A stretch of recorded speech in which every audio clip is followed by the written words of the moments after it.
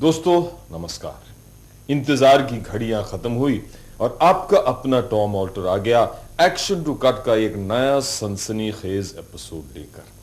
दोस्तों आज मैं आप लोगों को उन दिलेर और बहादुर स्टंटमैन से मिलाने जा रहा हूं जो मौत के मुंह में अपने परिवार की रोजी रोटी तलाशते हैं और आपके मनोरंजन के लिए अपनी जान की बाजी लगाते हैं और खतरों के बीच हंसते खेलते कुछ ऐसा कर गुजरते हैं।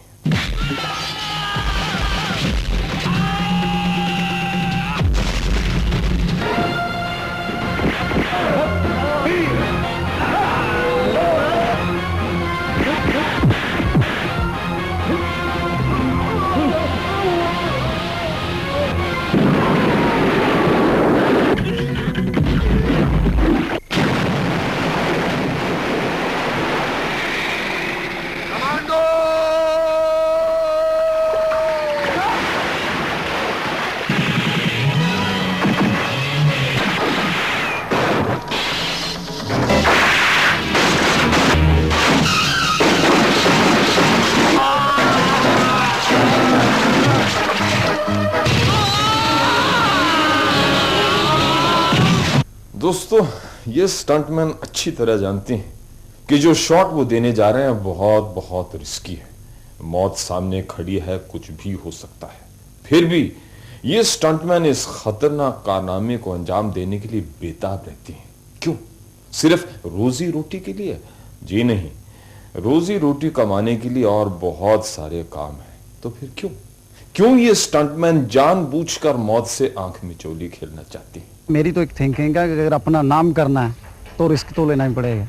आप कोई स्टंट करते हैं तो उसके बाद जब भी पब्लिक क्लैप मारती है तो आपका जो आपने रिस्क लिया उसका आपको मुआवजा मिल जाता है। पब्लिक भी अभी इतनी समझदार होगी कि उसको मालूम है कि ये जरूर किसी डुप्लीकेट ने किया जी, ये आर्टिस्ट ने नहीं किया। उनका तो खाली हम लोग क्लोज रखते हैं जी, कोई जंप मारा, नीचे से लैंडिंग रखेंगे, जहाँ गिरने का रखेंगे। बाकी जो स्प्रिंग बोर्ड से आते लड़के अपने बिल्डिंगों के ऊपर से जंप मारते हैं तो सब अपने डुप्लीकेट ही करते हैं। कि मैंने भी सोचा कि अगर रिस्की शॉट नहीं देंगे तो पब्लिक क्लैप नहीं मारेगी, अपना नाम नहीं होएगा, हमारा ऐसा ही चला जाएगा। स्टंट फिल्में ज़्यादा देखता था तो उसमें जो फाइटिंग्स होती थी वो मुझे ज़्यादा पसंद थी। तो पहले से ही मैं फाइटिंग से इंस्पायर होकर मुझे लगा कि नहीं ये काम अच्छा है, करना चाहिए। लोग जंप करते हैं, फाइटिंग करते हैं, घोड़ा राइडिंग करते हैं, कितना अच्छा लगता है। और जब भी स्पेशली फिल्मों में फाइटिंग का शॉट होता था तो ऑडियंस क्लैप बजाती थी, तो इसलिए मैं ज़्यादा उसकी तरफ तवज्जो हुआ। मम्मी डैडी तो बहुत अगेंस्ट थे। मैं छुप छुप के स्टंट करता था तो लोग बताते थे कि आपके बेटे ने ये क्या हो गया, तो भड़कते थे ये क्या है, पैर टूट जाएगा, हाथ टूट जाएगा, मर जाओगे, ये हो जाएगा, वो हो जाएगा। कुछ नहीं होगा, मुझे करने दो, अच्छा लगता है। हमेशा वो अगेंस्ट रहते थे, आज भी अगेंस्ट है। और फिर शादी हुई तो वाइफ भी सेम वर्ड, आप छोड़ दो, हमारा क्या होगा, मेरा क्या होगा, ये है फलाना है। फिर बेटी हुई, बेटी समझदार हुई, उसको बहुत अच्छा लगा कि मेरा पापा कुछ करता है। स्कूल में जाती है, मेरे डैडी ने ये करे, मेरे डैडी ने वो करे, तो मैं बहुत खुश हो जाता हूँ। चलो कोई तो तारीफ करने वाला है। तो सुना आपने, खतरों से खेलना इन लोगों को अच्छा लगता है, ये इनका शौक है, उनका जुनून है, रिस्क लेना इनकी आदत है, कुछ नया कर दिखाना इनकी चाहत है। तो क्या इसी चाहत को लेकर वे इस सपनों की सुनहरी दुनिया में आते हैं? स्टंट्स तो सीखा था हीरो बनने के लिए, एक्टिंग कोर्स भी किया कि हीरो बन जाए, लेकिन ऐसा है कि बहुत स्ट्रगल करना पड़ता है। सबके ऑफिस में चक्कर काटे, भाई फ़ोटो रख के जाओ, आना कल आना परसों आना, फ़ोन करते रहो। और मेरे को पता नहीं, बहुत ऑड लगता है कि किसी के ऑफिस में आके बैठे 5-5 घंटे और अगले बोल रहे भाई कल आना परसों आना। छोड़ दिया। फिर बोला स्टंट सीखा है, क्यों ना स्टंट मैन ही बन जाओ, कुछ ना कुछ तो करना ही था। मैं मैट्रिक पास करके हीरो बनने के लिए बॉम्बे आया था। देवान का बहुत बड़ा फ़ैन था, उसकी जो ही फिल्म लगती थी मैं पहला शो देखता था। जब स्कूल से आता था, रास्ते में कोई नई फिल्म का पोस्टर लगता था और देवान की मुस्कुराहट देख के, उसके बाल देख के, मैं हलवाई की दुकान पे अपनी बुक रख के और जाके टिकट खरीद के और पिक्चर देखता था। उसके बाद यहाँ देखा बहुत बड़ा करप्शन है और ना हमारा कोई इन्फ्लुएंस है। कामयाबी कोसों दूर थी। मैंने कुछ अपने जैसे यंग लड़कों को देखा कि बहुत अच्छी पलटियाँ मार रहे हैं और अच्छा पैसा कमा रहे हैं। हम लोगों को ना रोल अच्छा मिलता था, कहीं लाठी ले खड़े कर दिए, कहीं मंडेरे पे चढ़ा दिए, कहीं उधर से कुदा दिए, कहीं घोड़े पे चढ़ा दिए। मैंने कहा भविष्य उज्जवल नहीं है। मैंने सोचा फिर क्यों ना फाइटर ही बन जाएं, इसमें पैसा तो मिलता है। फिर मुझे एक्शन डायरेक्टर रवि खन्ना जी ने मुझे बहुत प्यार दिया और उन्होंने मुझे फाइटर बनाया। उन्होंने अपने हाथ से मेरा फॉर्म भरा और मैं फाइटर बन गया। मैं एक गांव पे खेती बाड़ी कर रहा था साहब। बाद में ये जिम्नास्टिक थोड़ा बहुत मैं सीखा हुआ था उधर पे। मेरे को ये फिल्म का बहुत शौक था। बाद में मैं बेंगलोर आया। आने के बाद मैं इधर स्टार जिम्नास्टिक क्लब करके था। उधर मास्टर जी ने मेरे को पूछा क्या करते बोल के। बाद में मैं थोड़ा बहुत करके बताया। बाद ऐसे नहीं करने का, तुम आओ मैं कल लेके जाता हूँ बोल के शूटिंग पे ले गए। वो फिल्म का नाम है यद्रू आलेगढ़। उसमें मैं विलन का डुप्लीकेट किया फर्स्ट पिक्चर। मेरे को इतना मालूम नहीं था तो पड़ा, मेरे को मार लगा, सांस तो एकदम रोके गया। बस इसके बाद नहीं आने के बाद दोबारा सोचा मैं तो अच्छा है, मास्टर जी ने तो पैसा दिया मेरे को 400-500 रुपये फिल्म एक दिन का। बाद में सोचा इतना तो हम नहीं कमा सकते थे 15 साल पहले। वो 500 रुपये तो अभी 4-5 हज़ार रुपये लगता है।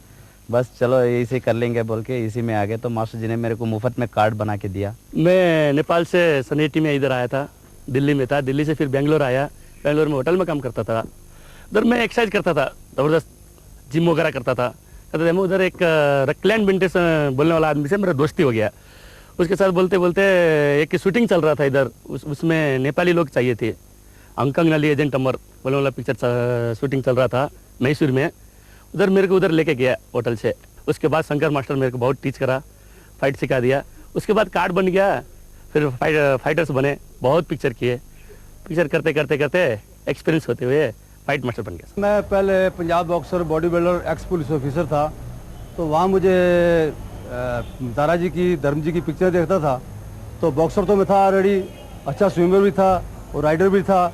और गोली ये चलाना ये मेरे लिए मामूली बात थी, क्योंकि मैंने एक 69 में आतंकवादी भी मारा था, साथ पूरा ग्रुप था हमारा। उसके बाद मैं रिजाइन दे के बॉम्बे आ गया। बॉम्बे आने के बाद मैंने फाइट ज्वाइन किया वीरू देवगंज के साथ। मैं नटवरलाल पिक्चर किया। उसके बाद मैं घोड़े से गिरा और मुझे थोड़ी मार लग गई। उसके बाद फिर इलाज करा के मैं दोबारा आया। पानी में मैं यार गदार में मैंने समुद्र में मैं गिरा और विदाउट किसी सहारे के या रस्सा या कोई ऐसा ही। तो उस शॉट के बाद मैं तिर के बाहर आ गया, क्योंकि मैं डरता तो हूँ नहीं। स्टंटमैन नहीं बनना चाहता था। मेरे वालिद का नाम है फजल खान, जो फाइट मास्टर डायरेक्टर थे। राज कपूर की फिल्मों के अंदर हमेशा कैरेक्टर, विलन कैरेक्टर करते थे। तो मुझे आर्टिस्ट बनाने के लिए इस इंडस्ट्री में लेकर आए थे कि मैं आर्टिस्ट बनूं। और काफ़ी फिल्मों में मैंने काम भी किया, कैरेक्टर भी किया। जब मैं कैरेक्टर करते करते किस्मत नहीं साथ दी तो वालिद साहब ने फिर मुझे स्टंट के अंदर वापस डाल दिया। दोस्तों, इंसान जब कभी भी कोई नया काम शुरू करता है तो उसके दिल में थोड़ी सी घबराहट होती है। तो जब एक स्टंटमैन अपने करियर का पहला स्टंट करता है तो वो क्या महसूस करता है? मैं तो जब असिस्टेंट में था तो वहाँ गए तो जो मेन करने वाला था वो आया नहीं। तो मुझे बोला सुबह में कि आप करो। मैं बोला मैं इतनी बड़ी जम कैसे करूँ मैं। बोले नहीं भैया हम लोग आ गए ऑर्डर तो आपको करना होगा। तो मैं बोला चलो करते हैं, शुरू करते हैं। फिल्म सातवां आसमान में फर्स्ट टाइम मौत का कुआं आया। वहाँ से हीरो नीचे से घूमता है, घूम के ऊपर आता है, ऊपर आते आते कुएं के ऊपर से नीचे जाता है। फर्स्ट टाइम हुआ। हाइट बहुत थी, बहुत अरेंजमेंट को टाइम लगा, वक्त लगा, 2-3 दिन गए, वो शॉट हुआ।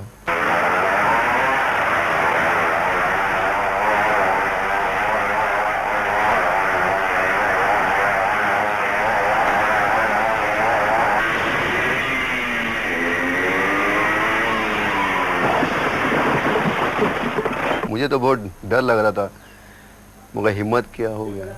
होने के बाद तो बहुत अच्छा लगा। हकीकत की शूटिंग के लिए हम लोग गए SNDT कॉलेज। वहाँ गए तो फाइट मास्टर वीरू देवगन साहब थे। बोले कुछ नया करते। बोला क्या करते? वहाँ गए तो गिलास जो हर फिल्म में होता है, हीरो अंदर तोड़ के आता, वही था। बोले कुछ सोचो यार, कुछ सोच। मतलब सोचते हैं। फिर हम लोगों ने एक आइडिया लगाया कि हम लोग क्यों ना एक जली हुई ट्यूबलाइट, 30-35 ट्यूबलाइट जली हुई तोड़ के अंदर आ हीरो, नई चीज़ हो जाएगी। मगर वहाँ प्रॉब्लम था कि ऑन करके रखना था। तो मैं बोलने को तो हमने बोल दिए, बाद में बोलने के बाद मेरा ट्यूबलाइट तो ऑन है। अगर मेरी गाड़ी लोखंड की होती है, अगर थोड़ा भी टच हो गया तो वहीं पे ख़त्म हो जाऊँगा। तो बात दिमाग में आ गई, फिर अब बोला बोल दिया तो करना है।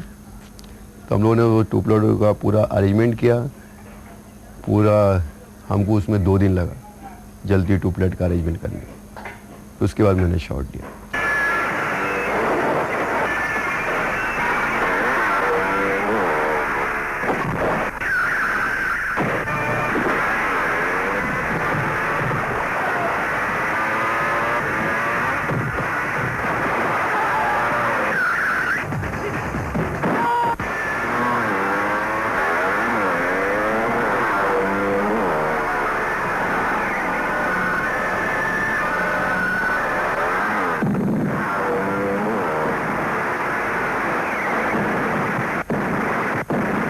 सबसे अच्छा स्टंट लगा हम दोनों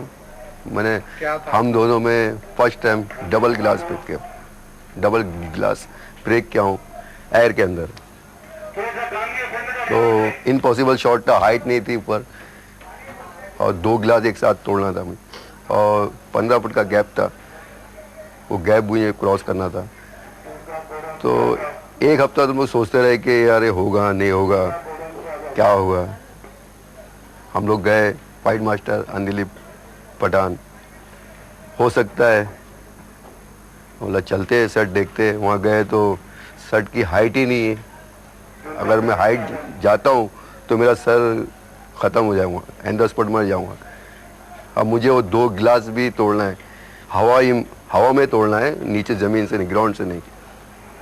बहुत डिस्कस हुई। मैं बोला एक काम करते हैं, पहले मैं रेसल करता हूँ तो हमको कुछ आइडिया मिलेगा। हम लोग गए, एक दिन रेसल करे, तो रेसल में मेरे को ऐसा लगता है कि मेरा सर टच हो रहा है, तो मैंने हेलमेट पहन ली, तो शायद कभी लगे तो मैं सेफ हो जाऊं। मगर डर जो था वो ऐसे ही था कि सर मेरा टकरा जाएगा। मुकेश मिल में शूटिंग करे थे, फ्लोर पे, ऊपर फर्स्ट फ्लोर पे। हम लोगों ने की प्रैक्टिस की, फिर मेरा डर था मुझे कि सर मेरा टच होएगा। जब वहाँ पे गिलास नहीं लगे थे, हम लोग लेंथ चेक कर रहे थे कि मैं 15 फुट क्रॉस करता हूँ या नहीं।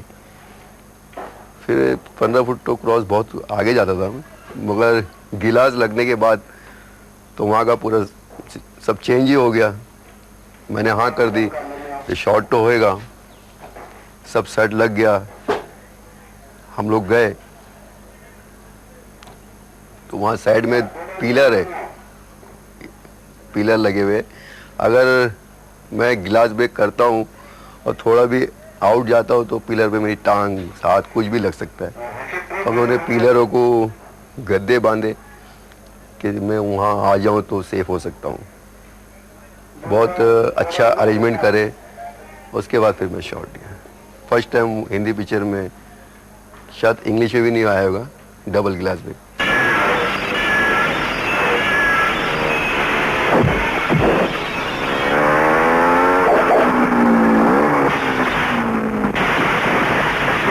स्टंट जैसा भी हो, प्रिपरेशन और प्रिकॉशन बहुत बहुत जरूरी होती है।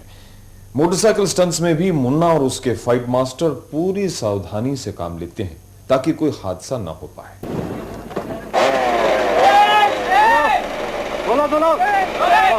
एक्शन!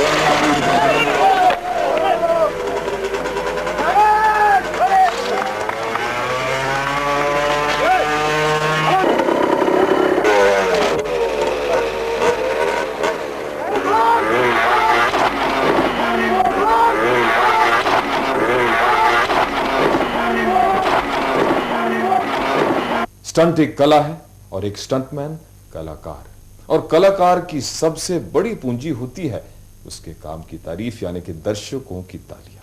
वही तालियां उसकी प्रेरणा है, उसकी क्षमता है और कुछ नया कर दिखाने की शक्ति। वही शक्ति एक कार स्टंटमैन को 350 कार स्टंट करने का हौसला देती है। जी हां, एक कार स्टंटमैन 350 गाड़ियां तोड़ चुका है।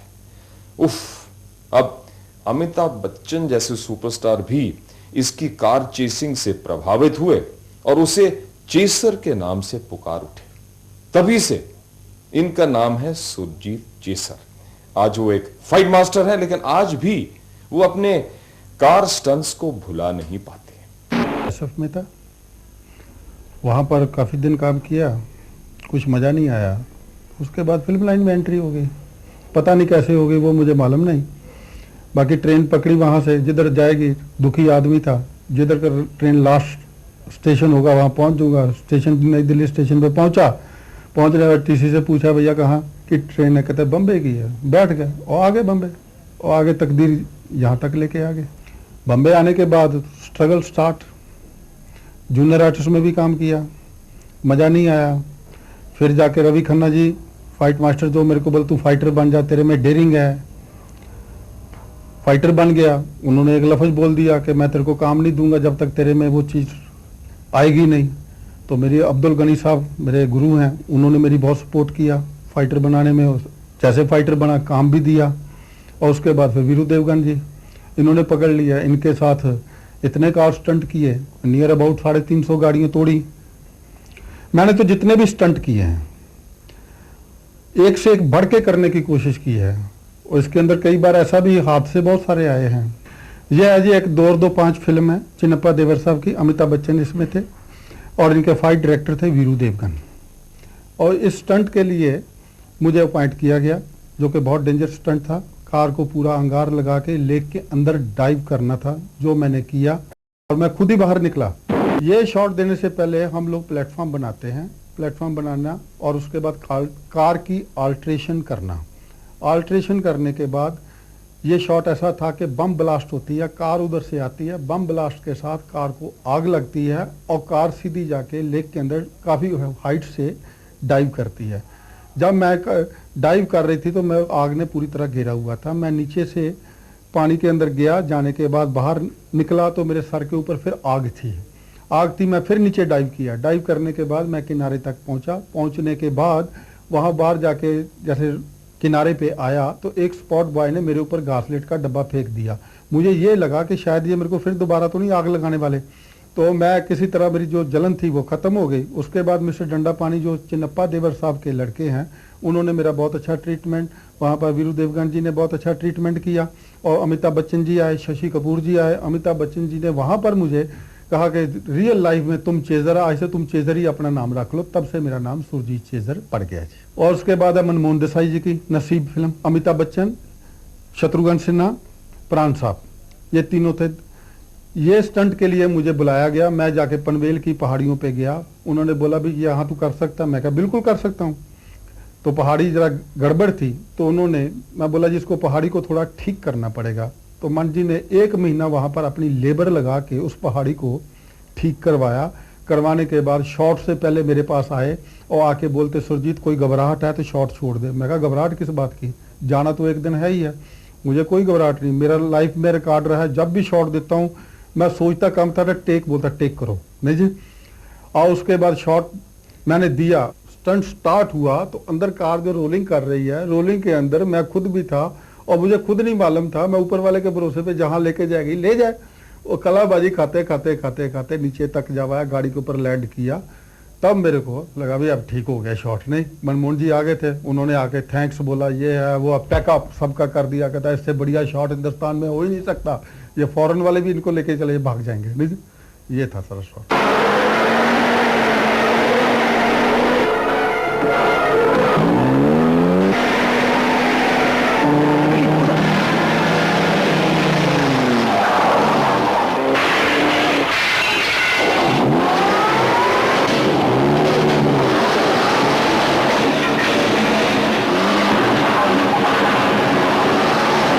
मैं मैं चोर पुलिस में मुझे अमजद भाई दुबई लेके गए, वहाँ पर मैंने 5-6 गाड़ियों का स्टंट किया और इतनी गाड़ियों का स्टंट किया, वहाँ पर जो जितने बड़े बड़े शेख, जो बड़े बड़े पुलिस ऑफिसर, अमजद साहब, शत्रु साहब, ये मेरे आगे पीछे बेचारे मेरे ख्याल रख रहे हैं कि सुरजीत को कुछ हो ना जाए, और इतने स्टंट किए, सब लोग खुश हो गए। और शत्रु साहब की वर्डिंग एक थी कि भैया हम आर्टिस्ट यहाँ पर आए हुए हैं, हमें कोई पूछ नहीं रहा, सुरजीत को क्यों पूछ रहा है।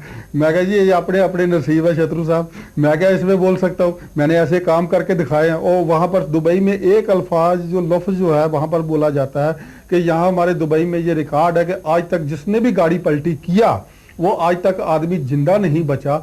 हम यही देखने के यहाँ आए हैं कि ये आदमी जिंदा कैसे हो गया। सुरजीत चेजर जो है बड़ा जी मतलब कार के मामले में ही वाज जिसको बोलते ना मैनिएक, एक पागल आदमी होता ना, तो सुरजीत चेजर मेरे हिसाब से पागल आदमी है। क्योंकि उसको बोलो कि ये 40 फुट की जंप है, तुझे जंप मारनी है, हाँ जी जी चलो जी कर लो जी, अरे तू देख तो ले भाई कितनी जंप है, कितना तू कर पाएगा, नहीं जी कर लो हो गया। तो इस तरह का पागल है वो। ऊपर वाले का नाम जरूर लेता हूँ, उसके बगैर मैं घर से बाहर नहीं निकलता। पूजा करता हूँ, डेली का मेरा नियम है। और उसके बाद है मेरी औरत यही हमेशा मेरे को आज तक बोलती रही है, काहे को इतना जोखिम लेते हो, कभी कुछ हो गया तो हमारे क्या होगा बच्चों का। मैं उनको बोलता था मेरे को कुछ नहीं होने वाला, क्योंकि मेरा अभी पाप का घड़ा भरा नहीं है जब भर जाएगा हो जाएगा, क्यों जी। तो इसलिए मैं नहीं बात मानता था। आखिर वो थक हार के चुप होकर बैठ गए, इस आदमी ने मानना ही नहीं है तो करने दो, और क्या, फिर चुप होकर बैठ गए बेचारे। मैं आज तक ये है कि हॉस्पिटल में ज़्यादा देर नहीं रुका, चाहे मेरी टांग टूट गई है, नाक टूट गया, हॉस्पिटल में मेरा अरेंजमेंट ट्रीटमेंट होता था तो मैं उसी टाइम थोड़ी देर के बाद भाग जाता था कि मैं अपना इलाज खुद ही करता था जी। मैं अपना स्टंट देखता हूँ, खुश होता हूँ, मैंने किया, ले जा कोई क्रेडिट, मुझे उससे क्या लेना, क्रेडिट तो उन्हीं को जाना। मेरा फेस हीरो जैसा तो है नहीं है जो कि मुझे क्रेडिट चाहिए कि मैं हीरो बन के हूँ, मुझे नहीं कोई शौक नहीं है। ठीक है ले जा क्रेडिट ले ले यार, हमारा दिल बहुत बड़ा है नहीं जी।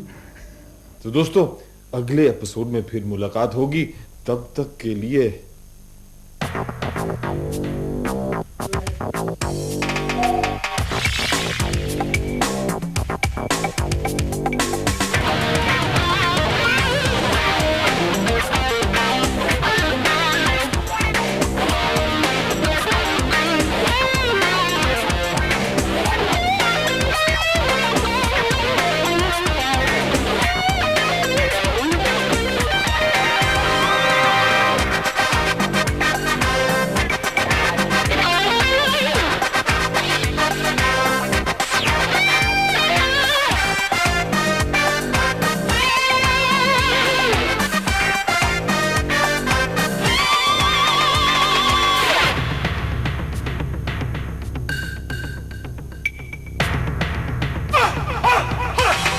धारावाहिक आपको कैसा लगा? आप अपने विचार एवं सुझाव हमें इस पते पर लिखें। यूएफओ टेलीविजन 1213 आराम पार्क, रामनगर, दिल्ली 110051।